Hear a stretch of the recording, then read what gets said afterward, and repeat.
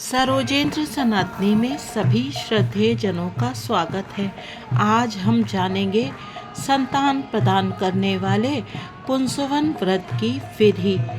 श्रीमद् भागवत के अनुसार राजा परीक्षित जी ने शुकदेव महाराज से पूछा, भगवान, आपने अभी अभी पुंसवन व्रत का वर्णन किया है और कहा है कि उससे भगवान विष्णु प्रसन्न हो जाते हैं, सो अब मैं उसकी विधि जानना चाहता हूँ। श्री शुकदेव जी महाराज ने कहा, परीक्षित, यह पुंसवन व्रत समस्त कामनाओं को पूर्ण करने वाला है। स्त्री को चाहिए कि वह अपने पतिदेव की आज्ञा लेकर मार्गशीर्ष शुक्ल प्रतिपदा से इसका आरंभ करे। पहले मरुदगण के जन्म की कथा सुनकर ब्राह्मणों से आज्ञा ले, फिर प्रतिदिन सवेरे दातुन आदि से दांत साफ करके स्नान करे, 2 श्वेत वस्त्र धारण करे और आभूषण भी पहन ले। प्रातः काल कुछ भी खाने से पहले ही भगवान लक्ष्मी नारायण की पूजा करे। इस प्रकार प्रार्थना करे, प्रभु, आप पूर्ण काम हैं, अतएव आपको किसी से भी कुछ लेना देना नहीं है। आप समस्त विभूतियों के स्वामी और सकल सिद्धि स्वरूप हैं। मैं आपको बार बार नमस्कार करती हूँ। मेरे आराध्य देव, आप कृपा, विभूति, तेज, महिमा और वीर्य आदि समस्त गुणों से नित्य युक्त हैं। इन्हीं भगों ऐश्वर्यों से नित्य युक्त रहने के कारण आपको भगवान कहते हैं। आप सर्वशक्तिमान हैं। माता लक्ष्मी जी, आप भगवान की अर्धांगिनी और महामाया स्वरूपिणी हैं। भगवान के सारे गुण आप में निवास करते हैं। महाभाग्यवती जगन्माता, आप मुझ पर प्रसन्न हो। मैं आपको नमस्कार करती हूँ। परीक्षित, इस प्रकार स्तुति करके एकाग्र चित्त से ओम नमो भगवते महापुरुषाय महानुभावाय महाविभूतिपतये सह महाविभूति भी बरली मुपहारिणी ओंकार स्वरूप महानुभाव समस्त महाविभूतियों के स्वामी भगवान पुरुषोत्तम को और उनकी महाविभूतियों को मैं नमस्कार करती हूँ और उन्हें पूजोपहार की सामग्री समर्पण करती हूँ। इस मंत्र के द्वारा प्रतिदिन स्थिर चित्त से विष्णु भगवान का आवाहन, अर्घ्य, पाद्य, आचमन, स्नान, वस्त्र, यज्ञोपवीत, आभूषण, गंध, पुष्प, धूप, दीप और नैवेद्य आदि निवेदन करके पूजन करे। जो नैवेद्य बचा रहे उससे ओम नमो भगवते महापुरुषाय महाविभूतिपतये स्वाहा महान ऐश्वर्यों के अधिपति भगवान पुरुषोत्तम को नमस्कार है। मैं उन्हीं के लिए इस हविष्य का हवन कर रही हूँ। यह मंत्र बोलकर अग्नि में 12 आहुतियाँ दे।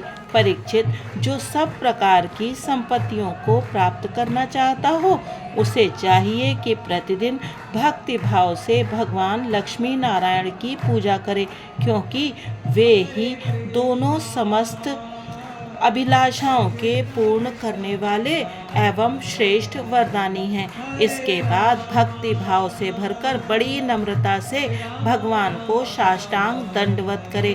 10 बार पूर्वोक्त मंत्र का जप करे और फिर इस स्तोत्र का पाठ करे।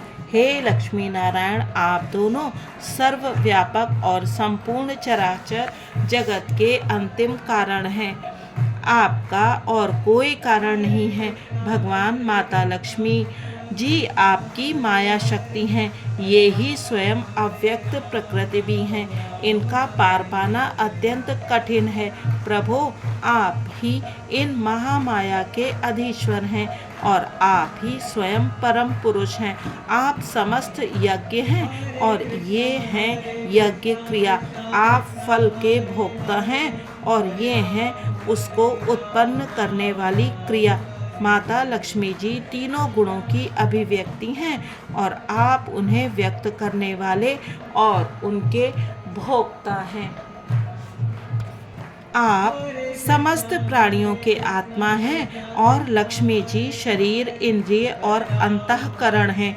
माता लक्ष्मी जी नाम एवं रूप हैं और आप नाम रूप दोनों के प्रकाशक तथा आधार हैं। प्रभु, आपकी कीर्ति पवित्र है। आप दोनों ही त्रिलोकी के वरदानी परमेश्वर हैं। अतः मेरी बड़ी बड़ी आशा अभिलाषाएं आपकी कृपा से पूर्ण हो। परीक्षित, इस प्रकार परम वरदानी भगवान लक्ष्मी नारायण की स्तुति करके वहां से नैवेद्य हटा दे और आचमन करा के पूजा करे। तदंतर भक्ति भाव भरित हृदय से भगवान की स्तुति करे और यज्ञावशेष को सूंघ कर फिर भगवान की पूजा करे। भगवान की पूजा के बाद अपने पति को साक्षात भगवान समझकर परम प्रेम से उनकी प्रिय वस्तुएं सेवा में उपस्थित करे। पति का भी यह कर्तव्य है कि वह आंतरिक प्रेम से अपनी पत्नी के प्रिय पदार्थ ला कर उसे दे और उसके छोटे बड़े सब प्रकार के काम करता रहे। परीक्षित, पति पत्नी में से एक भी कोई काम करता है तो उसका फल दोनों को होता है। इसीलिए यदि पत्नी रजोधर्म आदि के समय यह व्रत करने के अयोग्य हो जाए तो बड़ी एकाग्रता और सावधानी से पति को ही इसका अनुष्ठान करना चाहिए। यह भगवान विष्णु का व्रत है। इसका नियम लेकर बीच में कभी नहीं छोड़ना चाहिए। जो भी यह नियम ग्रहण करे वह प्रतिदिन माला, चंदन, नैवेद्य और आभूषण आदि से भक्ति पूर्वक ब्राह्मण और सुहागिनी स्त्रियों का पूजन करे तथा भगवान विष्णु की भी पूजा करे। इसके बाद भगवान को उनके धाम में पधरा दे, विसर्जन करा दे। तदंतर आत्मशुद्धि और समस्त अभिलाषाओं की पूर्ति के लिए पहले से ही उन्हें निवेदित किया हुआ प्रसाद ग्रहण करे। साध्वी स्त्री इस विधि से 12 महीनों तक पूरे साल भर इस व्रत का आचरण करके मार्गशीर्ष की अमावस्या को उद्यापन संबंधी उपवास और पूजन आदि करे। उस दिन प्रातः काल ही स्नान करके पूर्ववत विष्णु भगवान का पूजन करे और उसका पति पाक यज्ञ की विधि से घृत मिश्रित खीर की अग्नि में 12 आहुति दे। इसके बाद जब ब्राह्मण प्रसन्न होकर उसे आशीर्वाद दें तो बड़े आदर से सिर झुकाकर उन्हें स्वीकार करे। भक्ति भाव से माथा टेककर उनके चरणों में प्रणाम करे और उनकी आज्ञा लेकर भोजन करे। पहले आचार्य को भोजन कराए, फिर मौन होकर भाई बंधुओं के साथ स्वयं भोजन करे। इसके बाद हवन से बची हुई घृत मिश्रित खीर अपनी पत्नी को दे। वह प्रसाद स्त्री को सत्पुत्र और सौभाग्य दान करने वाला होता है। परीक्षित, भगवान के इस पुंसवन व्रत का जो मनुष्य विधि पूर्वक अनुष्ठान करता है उसे यही उसकी मनचाही वस्तु मिल जाती है। स्त्री इस व्रत का पालन करके सौभाग्य, संपत्ति, संतान, यश और ग्रह प्राप्त करती है तथा उसका पति चिरायु हो जाता है। इस व्रत का अनुष्ठान करने वाली कन्या समस्त शुभ लक्षणों से युक्त पति प्राप्त करती है और विधवा इस व्रत से निष्पाप होकर वैकुंठ में जाती है। जिसके बच्चे ना जीते हों, मर जाते हों, वह स्त्री इसके प्रभाव से चिरायु पुत्र प्राप्त करती है। धनवती किंतु अभागिनी स्त्री को सौभाग्य प्राप्त होता है और कुरूपा को श्रेष्ठ रूप मिल जाता है। रोगी इस व्रत के प्रभाव से रोग मुक्त होकर बलिष्ठ शरीर और श्रेष्ठ इंद्रिय शक्ति प्राप्त कर लेता है। जो मनुष्य मांगलिक श्राद्ध कर्मों में इसका पाठ करता है उसके पितर और देवता अनंत तृप्ति लाभ करते हैं। वे संतुष्ट होकर हवन के समाप्त होने पर व्रती की समस्त इच्छाएं पूर्ण कर देते हैं। ये सब तो संतुष्ट होते ही हैं। समस्त यज्ञों के एकमात्र भोक्ता भगवान लक्ष्मी नारायण भी संतुष्ट हो जाते हैं और व्रती की समस्त अभिलाषाएं पूर्ण कर देते हैं। परीक्षित, मैंने तुम्हें मरुदगण की आदरणीय और पुण्यप्रद जन्म कथा सुनाई और साथ ही दिति के श्रेष्ठ पुंसवन व्रत का वर्णन भी सुना दिया। इति।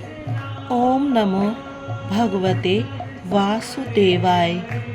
जय श्री राधे, जय श्री राधे, जय श्री राधे, जय श्री राधे, जय श्री राधे। हरे कृष्णा। वीडियो देखने के लिए आप सभी का धन्यवाद।